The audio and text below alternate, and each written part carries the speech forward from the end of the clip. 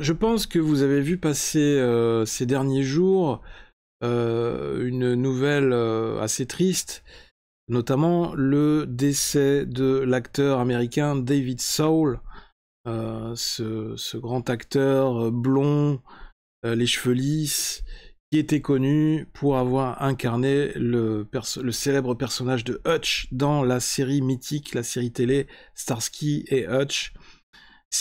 Incroyable série policière que je regardais étant petit, ça m'a aussi beaucoup marqué quand j'étais plus jeune. Moi je suis né en 75 et donc j'ai commencé à regarder très tôt à la maison la série Starsky et Hutch. Au départ ça passait, je crois, c'était tous les dimanches après-midi, juste après Dimanche Martin à la télé ou avant Dimanche Martin, je ne sais plus. Et l'école des fans, tout ça. Voilà, c'était le rendez-vous du dimanche après-midi à la télé, Starsky et Hutch. On va regarder ça ensemble.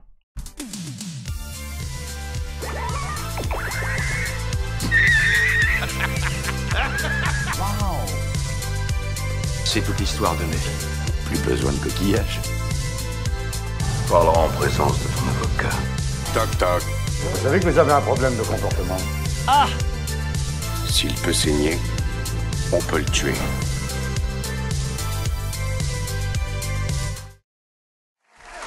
Welcome, bienvenue à vous sur la TV 42, je suis Dose Geek et vous regardez la Dose de Geek sur YouTube.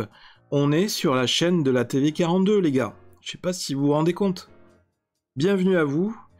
Avant de commencer, ce serait pas mal ce serait même plutôt une bonne idée, j'ai envie de dire, de commencer par liker, de partager la vidéo, et puis, si possible, de s'abonner. Voilà. Allez, bye, au revoir. Non, je rigole, je suis de retour. Je vous ai bien eu, hein. Non, maintenant, c'est la vraie fin. Non, je rigole, je suis de retour, voilà. Ah. Pff, je peux pas vous la faire. Non, maintenant, cette fois-ci, c'est la vraie fin. Allez, c'est bon, j'arrête. Jamais 203, voilà. Là, ça fait 3, c'est bon, maintenant. Toutes les plaisanteries, les bonnes plaisanteries, les meilleures plaisanteries ont une fin, voilà. Donc, on va parler aujourd'hui de cette série mythique, la série Starsky et Hutch, qui a eu, je crois, quand même un bon nombre de saisons. Une série des années 70. Moi, une série qui m'a vu grandir, hein, qui m'a aidé à me construire en tant que petit garçon, où on suivait ce fameux duo de policiers, Starsky et Hutch, au volant de cette magnifique voiture rouge très iconique, voiture rouge avec un marquage blanc sur les portières, et qui roulait à grande vitesse, à grand fracas, aux trousses des criminels dans les rues de New York. Alors je sais plus si c'était New York ou si c'était une autre ville américaine, on va voir ça, on va rentrer dans tous les détails de cette série. Ce sera la séquence nostalgie, encore une fois, sur la TV 42, mais c'est ça aussi la culture geek, hein, ça fait partie de cette culture. C'est tous ces personnages, tous ces héros, tous ces symboles, tous ces outils, ces véhicules, ces accessoires qui ont contribué à construire cette culture des temps modernes, cette culture pop, cette culture geek. Donc j'ose espérer que ça vous parle. Je pense, je ne crois pas trop me tromper en pensant que effectivement ça doit vous parler, parce que d'après les commentaires que je lis régulièrement sur la chaîne, beaucoup d'entre vous semblent apprécier mes clins d'œil, mes vidéos nostalgie. Donc ça veut dire qu'on est à peu près tous de la même génération et que on a un peu tous les mêmes codes, les mêmes références, donc ça c'est cool. Et donc on va continuer à développer tout le contenu de la chaîne dans ce sens-là, hein, si ça vous dit, si ça vous plaît. Et continuer à développer tous ces coups de cœur, à parler de tous ces coups de cœur sur la chaîne. Et Starsky et Hutch, ça fait partie de mes coups de cœur. Donc là on est sur le site, le magazine des séries, Starsky et Hutch, la série. En septembre 1975, débutait sur ABC Télévision, l'une des séries parmi les plus populaires de toute l'histoire du petit écran. Certes, les séries policières étaient fort nombreuses cette année-là dans les grilles de programmes des grands réseaux. Toutefois, le moins que l'on puisse constater était un réel essoufflement du genre.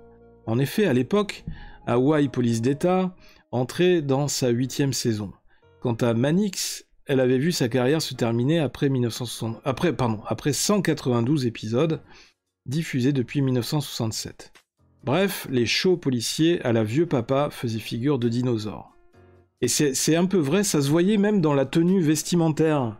Souvent, on voyait bien qu'ils étaient habillés en mode, toujours la mode des années 60. Costume, chemise, cravate, tenue de bureau, les anciennes références de l'homme masculin, aujourd'hui il y a aussi des hommes féminins, mais à l'époque c'était le symbole masculin, blanc, patriarcal, costume noir, chemise blanche, cravate, même les policiers étaient habillés comme ça, chaussures de ville, cigarette au bec, coiffure gominée, et tout ça, voilà, c'était le style des années 60. Et avec Starsky et Hutch, un nouveau style de policier est arrivé, le style policier underground, policier citadin, habillé en jean, tenue de ville de tous les jours, en basket, les mecs qui sont immergés dans la population, qui sont presque habillés comme des délinquants, et ça a été, c'est vrai, quelque part révolutionnaire, parce que c'était complètement en rupture avec le style de policier qu'on avait vu jusque-là dans Mannix, dans Hawaii Police Data. Il y avait même aussi, je crois, Colombo. Il y avait plein de policiers comme ça. Il y avait Hooker, joué par l'acteur qui jouait... j'ai perdu son nom. William Shatner, qui jouait le capitaine Kirk dans Star Trek. Qui était aussi de l'époque des années 60, hein. Et donc voilà, un nouveau style qui arrivait avec... et pareil, même au niveau de la chevelure, vous voyez, ils avaient les cheveux longs, ça commençait à être les années 70, donc pantalon, pattes d'éléphant, etc. De nouveaux codes, un nouveau style qui arrivait.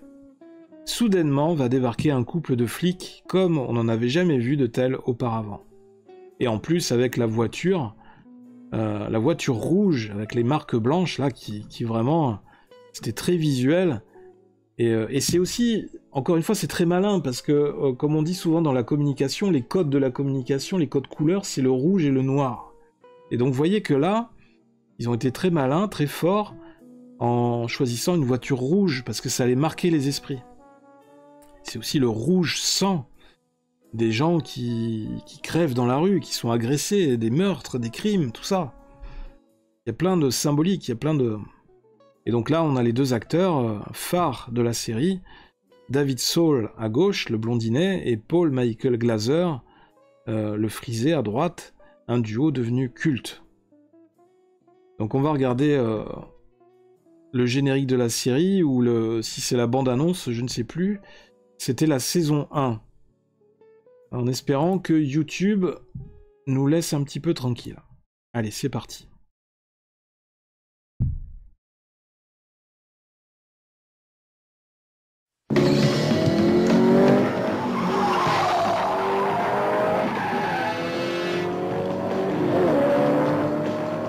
C'était ça.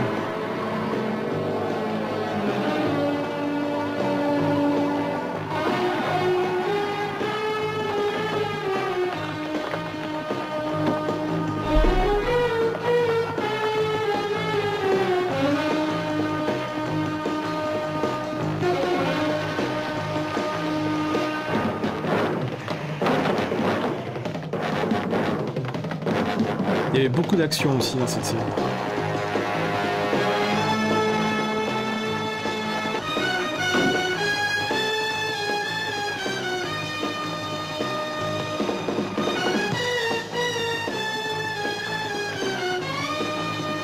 Guy et bon tuyau, Antonio Fargas, Capitaine Dobet.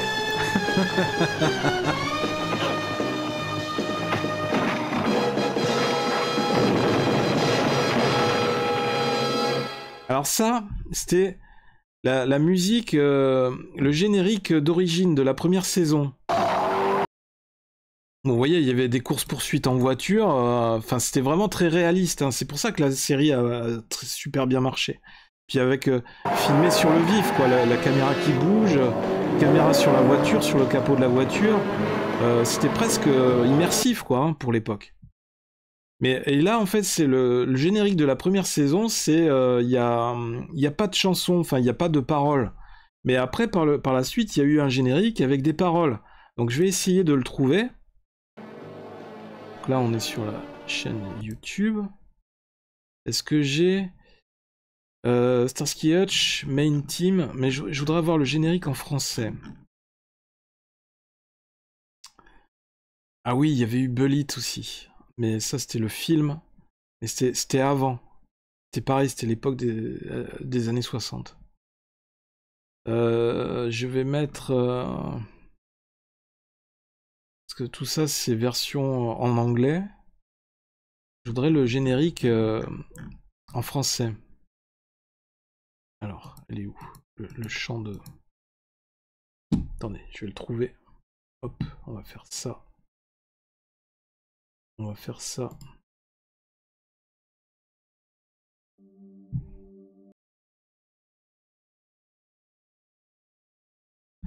Starsky et Hutch. Générique original, non. Générique épisode en français. On va essayer épisode en français.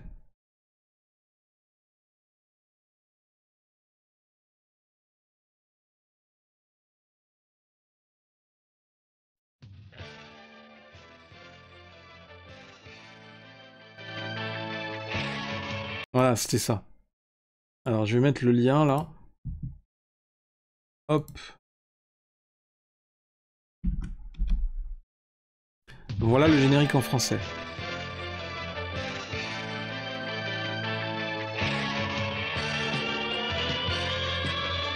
Bon, bon, ça, tout le monde connaît cette chanson.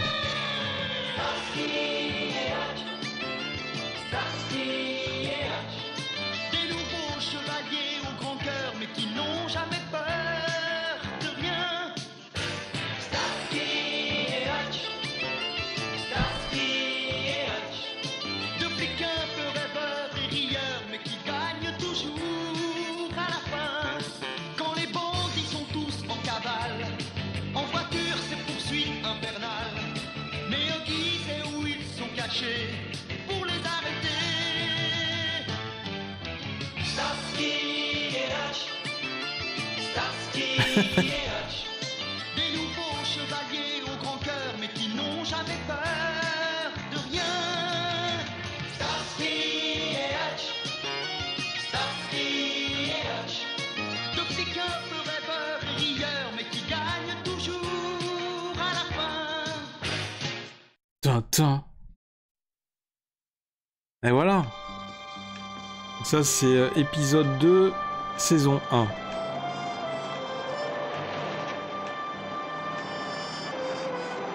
Donc c'est rigolo de voir les mêmes images du générique, mais avec une chanson, une musique différente. Mais c'est vrai que le générique de la première saison, enfin le générique original, en américain, enfin juste la musique, c'était sympa aussi, hein. C'est sympa aussi. La version chantée fait un peu kitsch maintenant, ça fait un petit peu ringard. Ça fait un petit peu has-been, mais bon, c'était l'époque, et à l'époque, on adorait ça, quoi. C'était le rendez-vous du dimanche, je vous rappelle. C'était le rendez-vous du dimanche après-midi. Juste après manger, il fallait pas louper Starsky et Hutch.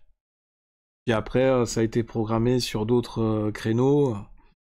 Mais voilà. Alors, on va revenir sur le site. Alors oui, ça, c'était... voilà. Ça, en fait, c'était parce que, ben voilà, l'acteur David Soul, il est décédé à 80 ans, là, c'était début janvier 2024. Voilà, donc bah du coup, c'est un petit peu de l'actu, hein, parce que, voilà, ça permet de redécouvrir la série Starsky et Hutch. Donc, l'acteur David Soul, qui a incarné Hutch dans la série policière, dans les années 70, est décédé ce jeudi à l'âge de 80 ans, a annoncé son épouse Helen Snell. Né à Chicago aux États-Unis, David Soul avait obtenu la nationalité britannique en 2004 pour, disait-il, passer le reste de sa vie au Royaume-Uni avec son épouse britannique. Époux, père, grand-père et frère tant aimé. Voilà. Diffusé pendant 92 semaines aux États-Unis entre 75 et 79. Et après, il y a eu des rediffusions et tout ça. Hein. Mais j'étais très jeune à l'époque. En 79, j'avais même pas 5 ans. Hein. Mais je pense que j'ai dû voir aussi des rediffusions après, parce que pour que ça me marque aussi longtemps. David Soul donnait la réplique à Paul Michael Glaser pour former le duo à la célèbre Ford Gran Torino rouge barrée d'une bande blanche. La série suivait leurs aventures dans la ville imaginaire de Bay City, où les deux flics étaient assistés par Huggy les Bons Tuyaux, leur fidèle informateur interprété par Antonio Fargas. En 2004, un long métrage avait été tiré de la série Starsky et Hutch, devenu culte. Mais je l'ai jamais vu le long métrage. Je sais plus avec quels acteurs c'était, mais c'était pas non plus foufou et ça n'a pas marqué les esprits. Ah oui, c'était avec Owen Wilson, voilà. Il reprenait le rôle tenu par David Soul 30 ans plus tôt, et Ben Stiller, celui de Paul Michael Glaser. Pourtant des bons acteurs, hein, mais si le script à la base est pas bon, si le scénario est pas terrible, ça risque pas de remplacer la série. David Soul avait également embrassé une carrière dans la musique, enregistrant 5 albums.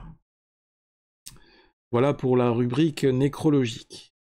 Mais revenons à la série, pour lui rendre hommage. Les origines de la série.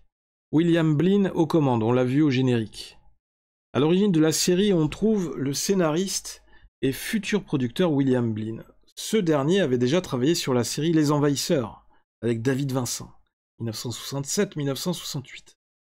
Plus tard, il collabora à Hunter, ah oui, Rick Hunter, en 77, avant de connaître un vif succès avec Fame, 82-88. Oui, c'est vrai, la série autour de la danse et la musique.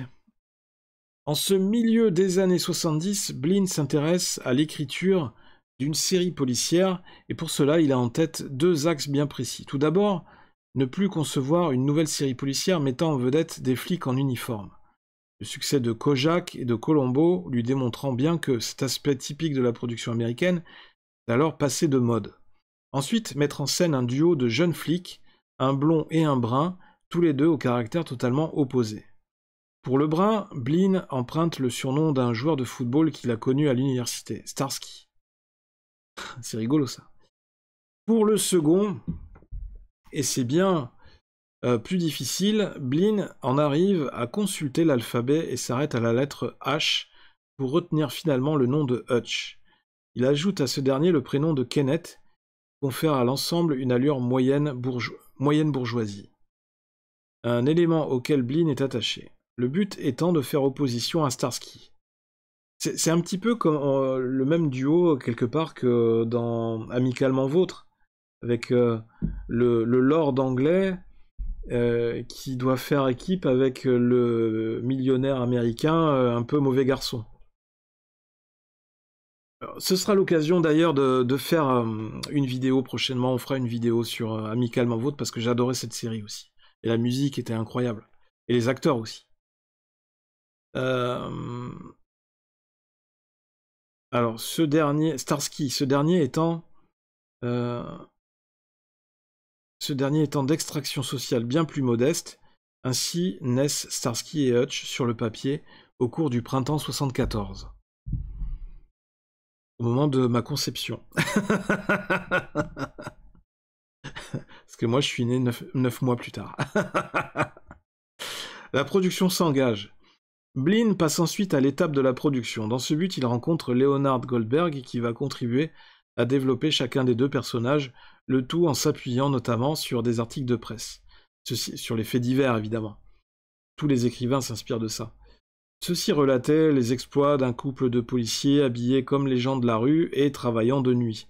À partir de cette somme journalistique, Goldberg insiste sur le fait que Starsky et Hutch devront se comporter tels des frères de sang dans le téléfilm à venir. Le premier titre donné au projet et Night Work.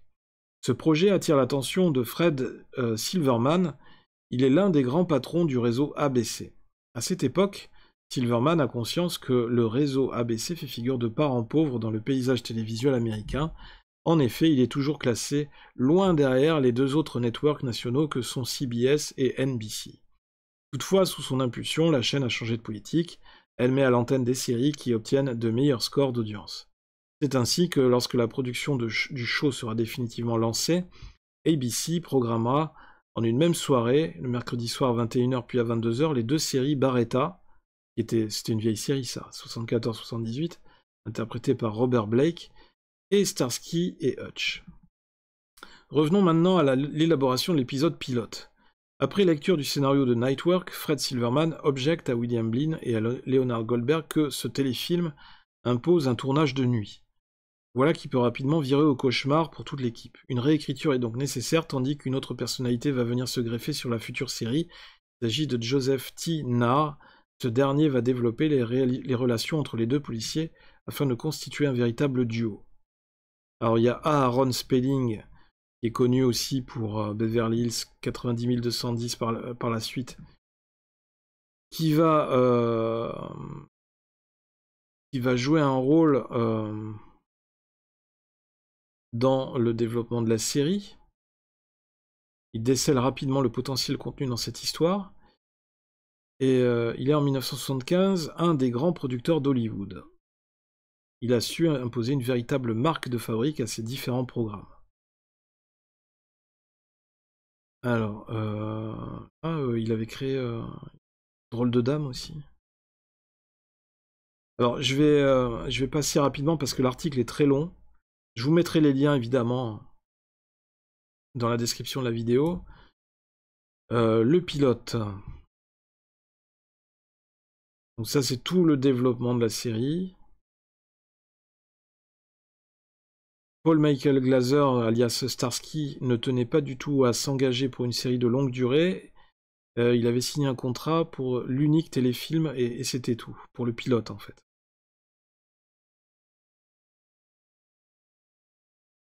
Le pilote de Starsky et Hutch, donc Nightwork, avait été conçu à l'origine pour être un simple téléfilm, a priori sans lendemain. Travail de préparation. D'un côté, Starsky a grandi dans les rues de New York, une ville où son père a été tué alors qu'il n'était encore qu'un gosse. De là, ce sentiment de protection pour sa mère et son jeune frère, que l'on découvrira dans l'épisode 81, un cas difficile. Envoyé à Los Angeles afin de vivre avec son oncle et sa tante, Starsky n'est pas très intéressé par les études. Il s'est engagé dans l'armée, faisant même un séjour au Vietnam. De retour dans la vie civile, il intègre l'académie de police où il rencontre Hutch. De l'autre côté, Hutch présente un parcours plus différent. Il est originaire d'une famille bourgeoise et scandinave habitant Duluth dans le Minnesota. Peu attiré par le fait de reprendre les affaires familiales, il est allé à l'université en Californie, puis à l'académie de police. Brièvement marié à Nancy, Hutch est plutôt instable avec les femmes. L'élément récurrent dans la série, celle qui l'attire le plus s'avère être souvent en situation difficile ou dotée d'un caractère très discutable. Prostituée, menteuse et manipulatrice, criminelle, etc. Le choix des comédiens. Le choix de David Soul pour être Ken Hutchinson s'impose comme une évidence. En effet, son physique et sa personnalité collent au personnage tel qu'il est défini dans la Bible de départ. Qui plus est, David Soul avait déjà travaillé avec le duo Spelling-Goldberg sur de multiples projets, dont notamment un épisode du show The Rookies. Il avait joué aussi dans un film avec Clint Eastwood, je crois que c'était... Comment ça s'appelait ? Il avait été repéré dans ce film, c'était un film policier avec Clint Eastwood, où en fait il incarnait un motard de la police qui commettait des crimes en fait, qui était un psychopathe et qui tuait des gens. Et l'inspecteur Harry, je crois, alias Clint Eastwood, l'avait démasqué et devait le tuer, enfin, ou l'interpeller. Par contre, le recrutement de celui qui devait jouer Starsky est bien plus laborieux. Pas moins de 80 comédiens auditionnent pour le rôle, le test proposé étant une scène visible dans le pilote. C'est le moment où le duo procède à un interrogatoire dans un bar. Plutôt que de jouer au dur, approche choisie par tous les autres postulants, Glazer, lui, opte pour une démarche plus fantaisiste. Il mange même des cacahuètes pendant sa prestation. C'est vrai que ça colle bien au personnage de la série. Sous le conseil, dit-on, du futur réalisateur du pilote, Barry Shear. C'est en imposant un style cool et décontracté que finalement Glazer emportera la décision. L'univers musical de la série... Donc c'est les mêmes compositeurs que pour Mission Impossible et Manix. La cool attitude de Starsky, avec les baskets, le blouson en cuir et le jean. Les points forts de la série, 2 caractères bien trempés. Ah voilà, il est à noter qu'on a aperçu David Soul avec Clint Eastwood dans Magnum Force. Voilà, c'était ce film-là, en 73. Les 2 personnages sont bien définis psychologiquement. Paul Michael Glazer, alias Starsky, a étudié le théâtre à l'université de Boston.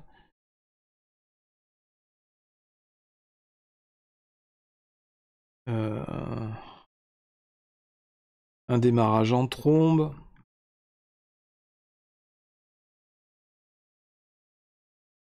Les acteurs secondaires comme Huggy Bear ou Huggy les bons tuyaux, interprétés par Antonio Fargas, on va tenter en 77 de les transformer en héros à part entière. Donc c'est vrai qu'il y aura des épisodes où ce genre de personnages, comme aussi le capitaine Dobé, vont avoir un rôle plus important. Ils vont apparaître un peu plus longtemps à l'écran. Il y avait effectivement cette fameuse bandoulière qui était très représentative des policiers américains à l'époque, où ils avaient le holster, où ils portaient le pistolet comme ça. Des fois on les voyait en t-shirt ou en soupule, parce que c'était les années 70, c'était ça, c'était les soupules, avec le holster et le pistolet par-dessus. Ça faisait très flic. Le générique, Huggy les bons tuyaux, l'évolution de la série. Il y a eu combien de saisons? Saison 4. A priori 4 saisons. Ça c'était par exemple, ben voilà les couvertures, ça faisait la couverture de Télépoche à l'époque. C'était en quelle année ça? 78. Starsky et Hutch. Du 9 au 15 septembre. Super intéressant. Alors là, on a toute la fiche technique, tous les postes, coordinateur de cascade, cascadeur, effets spéciaux. Voilà, 4 saisons. La diffusion de Starsky et Hutch en France. La première fois en France, tout ça. Je vous laisserai parcourir tout ça en détail. Voilà. Ensuite, il y a une fiche Wikipédia. La première fois diffusée en France, 10 juin 78 au 9 décembre 84 sur TF1. C'est sûr ça? 2 policiers américains. Malgré leurs apparentes différences, les 2 hommes sont comme des frères l'un pour l'autre, aidés par leur ami Huggy les bons tuyaux. Ils résolvent de façon peu conventionnelle et très musclée les affaires criminelles qui leur sont confiées par leur supérieur, le capitaine Dobé. Ah oui, à l'appel de leur nom de patrouille Zebra 3, c'était le nom de leur patrouille dans la voiture, le binôme se lance fréquemment dans d'épiques courses-poursuites au volant de l'emblématique voiture de Starsky, une Ford Grand Torino rouge zébrée de blanc. Entre 2 scènes d'action, les 2 compères n'oublient pas un certain humour dans leurs échanges. C'est vrai qu'il y avait beaucoup d'humour. Et on retrouve la même voix au niveau en français, la voix de doublage qui doublait aussi Magnum. Je sais plus comment il s'appelait ce comédien français qui doublait, et c'est lui qui doublait la voix de David Soul de Hutch. Et cette voix elle est magnifique pour donner des touches humoristiques, pour rebondir et donner du rythme. Et c'est une voix qui a beaucoup marqué et qui a contribué au succès de ces séries policières en France. On retrouve souvent cette voix de doublage dans les séries policières en France. Allié à une certaine décontraction, notamment avec leur fidèle indicateur Huggy, ce qui contraste souvent avec les réprimandes que leur fait leur chef, le capitaine Dobey. La première saison n'indique pas où l'action se déroule, tout porte à croire que Starsky et Hutch travaillent à Bay City, une ville imaginaire de Californie, calquée sur Los Angeles. Cependant, au début du premier épisode de la deuxième saison, The Las Vegas Strangler, Part 1, il est clairement dit que l'action se déroule à Los Angeles. Alors c'est rigolo parce que moi j'ai toujours pensé que ça se passait à New York. Parce qu'avec ces rues étroites dans lesquelles il y a les courses-poursuites avec les voitures, la tenue vestimentaire, tout ça, les buildings, j'ai toujours pensé que c'était à New York. C'était des épisodes de 48 minutes. Ensuite, il y avait sur Quora, j'ai trouvé un lien. Le dernier épisode, comment se termine la série Starsky et Hutch, que se passe-t-il dans le tout dernier épisode? Le dernier épisode est le final de la saison 4, diffusé en mai 79, et intitulé Sweet Revenge. Paul Michael Glaser, qui interprétait Starsky, avait manifesté son souhait de quitter la série depuis quelque temps. Les producteurs avaient décidé d'introduire un nouveau personnage en cours de saison, le jeune frère de Starsky, ce qui permettrait de poursuivre la série sans en changer le titre au cas où Glaser déciderait finalement de partir. Cependant, les producteurs décideront finalement de mettre un terme à la série à l'issue de la saison 4 en raison d'une baisse significative des audiences. À l'origine, dans le dernier épisode de la série, Starsky devait mourir. Le scénario avait été écrit dans ce sens. Toutefois, les producteurs ont préféré le laisser vivre, car la série allait être rediffusée sur le câble et ça leur semblait préjudiciable de faire mourir officiellement l'un des deux héros. Le public étant susceptible de moins vouloir regarder la série à cause de cela. C'est pas fou. Ne pas tuer Starsky permettait aussi... Tiens, je vais remettre un peu de musique. Ne pas tuer Starsky permettait aussi de se laisser la possibilité de relancer la série un jour. En tout cas...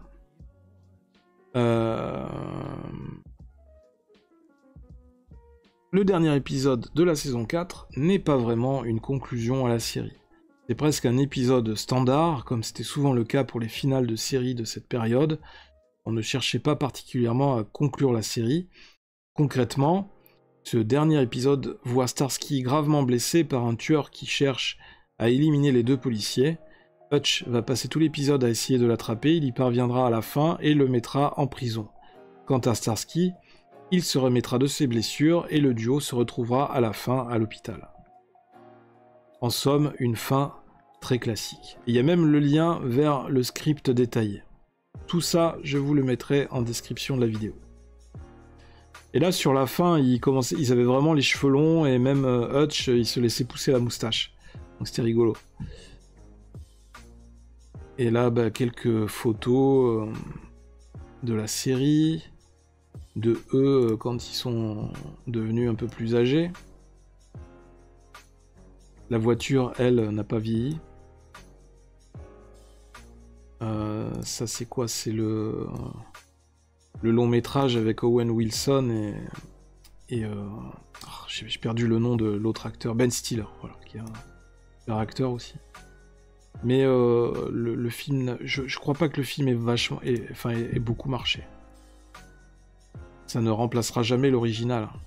Alors effectivement, il y avait des fois, elle avait le gyrophare au-dessus, sur le capot, enfin sur le toit.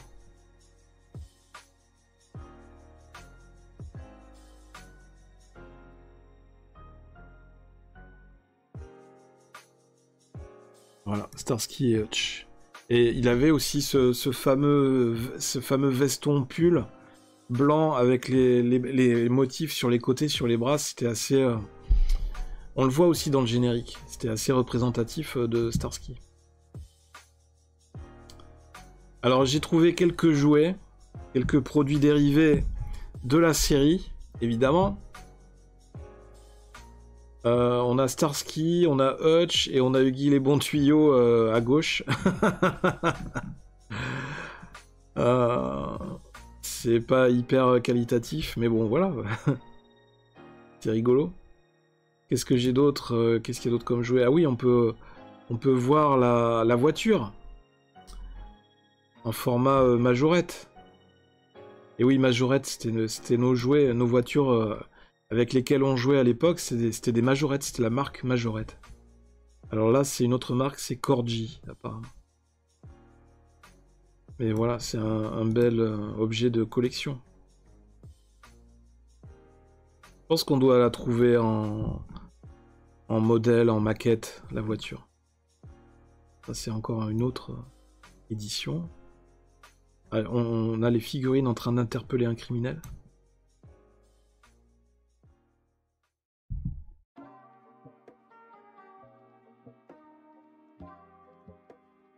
La Ford Torino.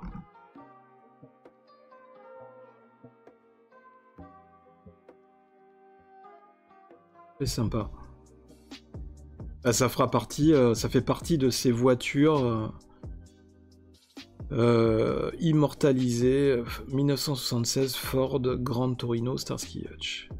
Ça fait partie de ces voitures qui ont été immortalisées à l'écran et qui sont emblématiques d'un univers, d'un film, d'une série télé. Ce sont ces véhicules qui sont devenus des célébrités du grand et du petit écran. Au même titre que K2000, que le fourgon de l'agence Touriste, qu'est-ce qu'il y a d'autre comme véhicule comme ça, la voiture de James Bond. Enfin, voilà. Et j'ai trouvé aussi une bande dessinée comics Starsky Hutch. Parce que évidemment, les Américains, ils sont très fans de comics. Et donc, il y a eu un comics qui a été édité autour de la série Starsky Hutch. Donc on retrouve nos deux compères. On reconnaît bien Starsky, par contre Hutch, c'est un peu raté au niveau de la coiffure, hein, c'est pas tellement ça. Voilà. Qu'est-ce que j'avais d'autre? Est-ce que j'avais... Non, ça c'est des aliens. Non, c'est tout ce que j'avais en termes de BD, c'est tout ce que j'ai réussi à trouver. Mais il y a un comics qui existe. Voilà. Starsky et Hutch.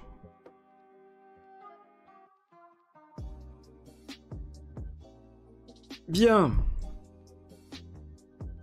Les amis, ainsi se termine cette vidéo incroyable sur un univers tout aussi incroyable, l'univers de Starsky Hutch, ce duo de policiers de talent, un peu casse-cou, qui sortent un peu des sentiers battus, mais quelque part c'était nécessaire pour pouvoir arrêter les criminels, qui eux ne respectent aucune règle. Ça me fait penser à une autre série un peu plus années 80-90, qui s'appelait 21 Jump Street, avec qui a fait exploser à l'écran Johnny Depp.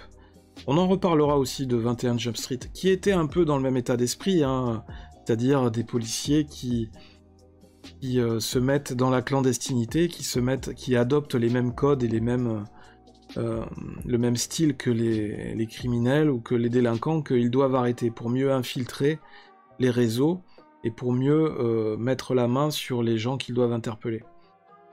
Pour mieux se fondre dans l'univers dans lequel ils doivent agir avec plus d'efficacité. Dites-moi, vous, dans les commentaires, qu'est-ce que vous avez préféré dans cette série Starsky Hutch? Est-ce que vous avez eu la chance de la regarder quand vous étiez plus jeune? Est-ce que ça vous a marqué? Qu'est-ce que vous avez retenu de plus marquant dans cette série? Quel était votre acteur préféré? Quel était votre personnage préféré, Starsky ou Hutch? Votre épisode préféré, peut-être? Peut-être la voiture, peut-être que c'était la voiture. Je ne sais pas. En tous les cas, j'espère avoir réussi à vous replonger l'espace de cette vidéo, à vous replonger dans l'univers de Starsky et Hutch, dans cette vieille série qui commence à dater, mais qui est toujours très, très haute en couleur, hein, qui a le mérite d'exister et qui fait partie de notre culture. Voilà, n'hésitez pas à réagir dans les commentaires et à me dire tout ce que vous en pensez de cette série. Merci à tous d'avoir regardé, n'hésitez pas à liker, à partager cette vidéo au maximum de gens dans votre entourage et aussi surtout aux gens qui ne connaissent pas la série, parce que je suis sûr que la série on peut encore la retrouver en rediffusion sur certaines plateformes comme Netflix ou Amazon ou sur internet. On peut trouver aujourd'hui des épisodes sur YouTube, hein, en mode gratuit. Donc n'hésitez pas à partager, à vous abonner à la chaîne si vous voulez soutenir mon travail, m'encourager encore plus, et aider la chaîne à grandir. Merci à tous, c'était DosGeek. En attendant la prochaine vidéo, laissez parler le geek qui est en vous, on se retrouve très vite, gros bisous à tous, bye bye.